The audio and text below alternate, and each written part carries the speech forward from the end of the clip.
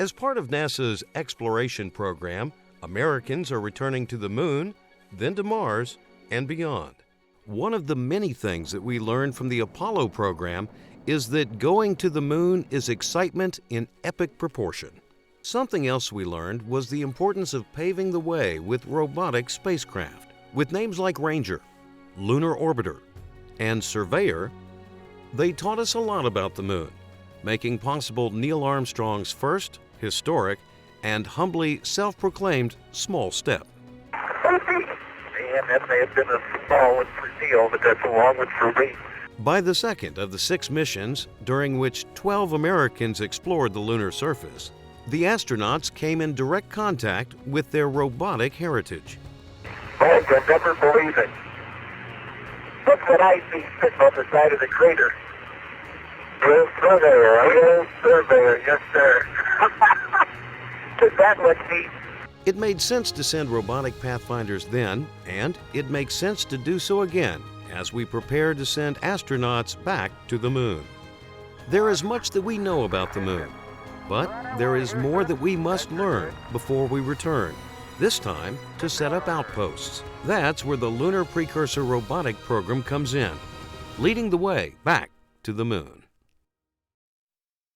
Hi, I'm Tony Lavoie with NASA's Lunar Precursor Robotic Program. Our journey back to the Moon starts here. I would like to take you on an important upcoming mission that will tell us more about the Moon than we've ever known before.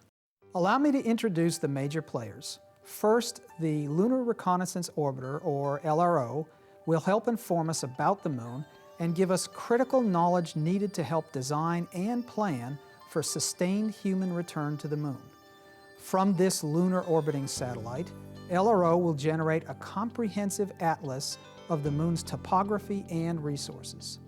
It's also going to tell us a lot about day-night temperatures and lighting conditions, both of which are critical to know for an outpost. LRO is being developed by NASA's Goddard Space Flight Center. Launching with LRO is the Lunar Crater Observation and Sensing Satellite, or LCROSS. Its main job is to look for the presence or absence of water ice in a permanently shadowed crater at the Moon's south pole. Water ice is valuable because it can be relatively easily processed into many things needed for life on an outpost, including water, breathable oxygen, and even rocket fuel. LCROSS is a low-cost, fast-paced project from NASA's Ames Research Center and Northrop Grumman. Now, imagine it is late 2008. We are at Cape Canaveral, and our Atlas V launches our pathfinding mission skyward. We build up speed as we roar through and out of the atmosphere. Everything checks out, and the Atlas upper stage boosts LRO and LCROSS toward our closest celestial neighbor.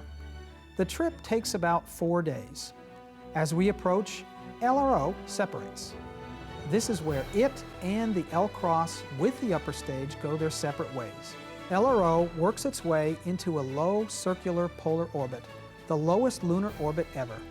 It will only be 50 kilometers or a little more than 30 miles above the surface. This is a great vantage point for its year-long fact-finding mission. It will map the Moon with high-resolution imagery as well as a host of other data collection instruments. As LRO starts its mission, LCROSS and the spent upper stage get a speed-building running start for what will be an exciting impact on the Moon. They slingshot around the Earth a couple of times, then hurtle toward the lunar surface. Just a few hours prior to impact, the combined upper stage and LCROSS separate so that the LCROSS spacecraft can watch the upper stage impact.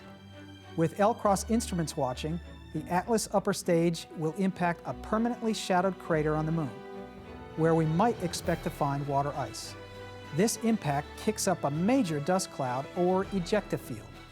LCROSS analyzes that moon cloud, telling us what the crater's surface is made up of, and hopefully what can be farmed later to support outpost activity.